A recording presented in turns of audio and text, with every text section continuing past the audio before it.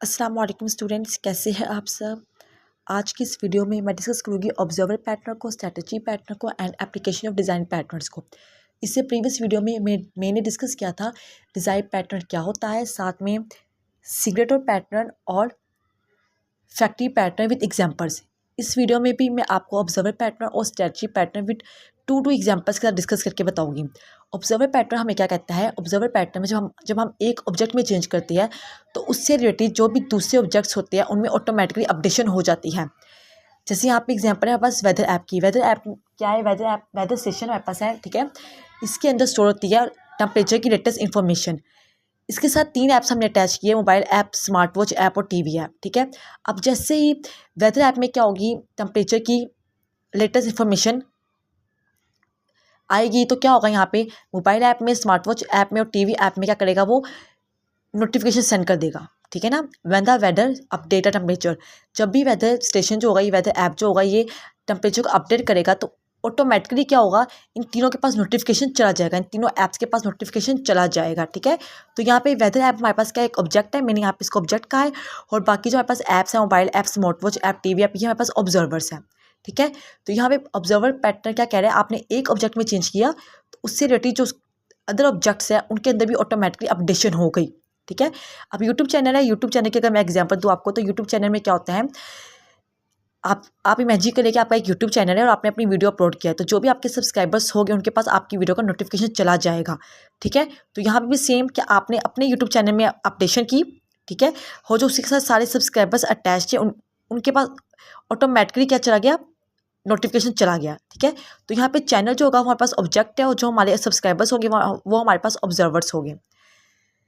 अगर मैं observer pattern को डिज़ाइन पैटर्न के साथ रिलेट करूँ तो आपको याद होगा प्रीवियस वीडियो में हमने डिज़ाइन पैटर्न की डेफिनेशन ये देखी थी कि डिज़ाइन पैटर्न्स उन प्रॉब्लम्स का रेडीमेड सोल्यूशंस होते हैं जो सॉफ्टवेयर में आते वक्त बार बार आती है, ठीक है ना। डिज़ाइन पैटर्न्स उन प्रॉब्लम के रेडीमेड सोल्यूशंस होते हैं जो सॉफ्टवेयर में आते वक्त बार बार आती हैं।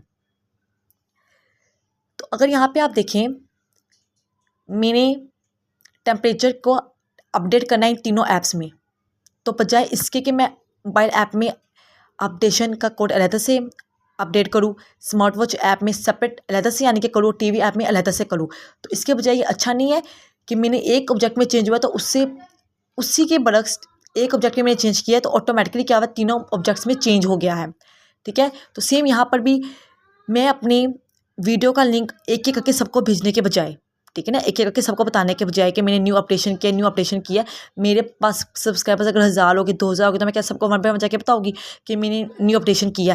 तो इससे अच्छा क्या हुआ कि एक ही ऑब्जेक्ट की वजह से उसमें चेंजिंग हुई है, तो उससे रिलेटेड सब ऑब्जेक्ट्स में क्या हो गई है, चेंजिंग हो गई, अपडेशन हो गई है। तो ये हमारे पास ऑब्जर्वर पैटर्न का फ़ायदा होता है। इसके बाद है हमारे पास स्ट्रेटजी पैटर्न। स्ट्रेटजी पैटर्न में क्या होता है, स्ट्रेटजी पैटर्न उस वक्त यूज़ करते हैं जब हमारे पास एक प्रॉब्लम को सॉल्व करने के मल्टीपल वेव्स होते हैं, ठीक है ना। Strategy pattern is use when you have many waves to one task and you want to choose the best way at run time. आपके पास एक प्रॉब्लम को सॉल्व करने के एक मल्टीपल सोल्यूशंस है और डिसाइड करना है आपने रन टाइम पे कि आपने कौन सा सोल्यूशन को लेना है, ठीक है।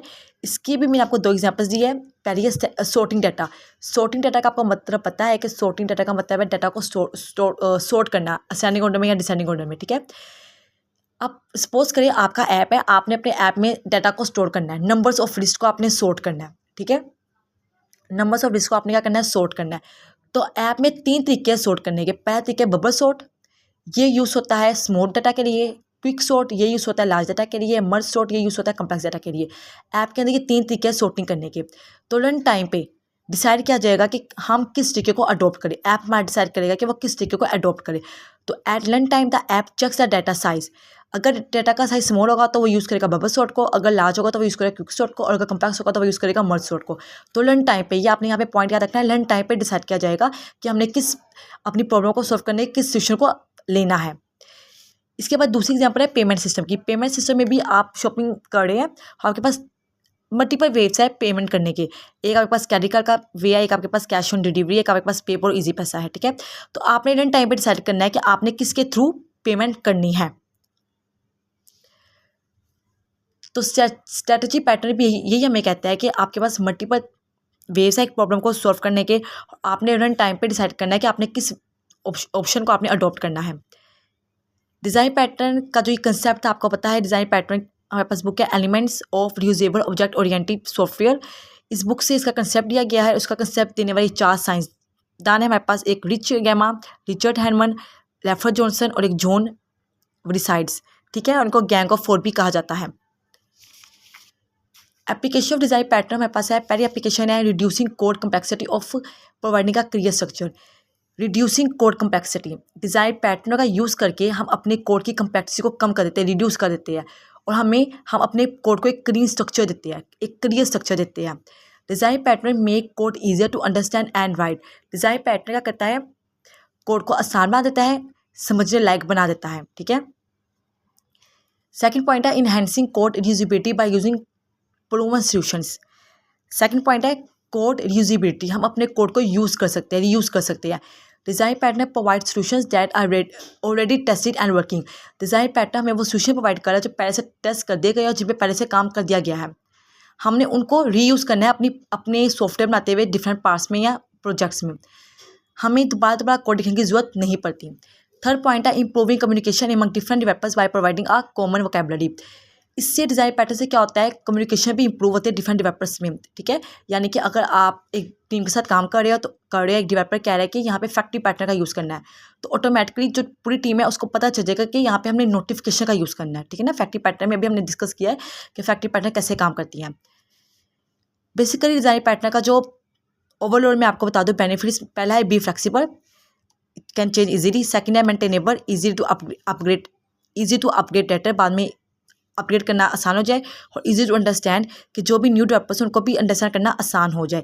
ये इसके ओवरऑल 3 जो बेनिफिट है, ठीक है। ये भी इसके 3 बेनिफिट है, लेकिन ठीक है, ये भी इसके 3 बेनिफिट है, एप्लीकेशन ही है, लेकिन ओवरऑल अगर मैं बात करूँ तो डिज़ाइन पैटर्न में बी फ्लेक्सिबल है, मेंटेनेबल है और इजी टू अंडरस्टैंड है।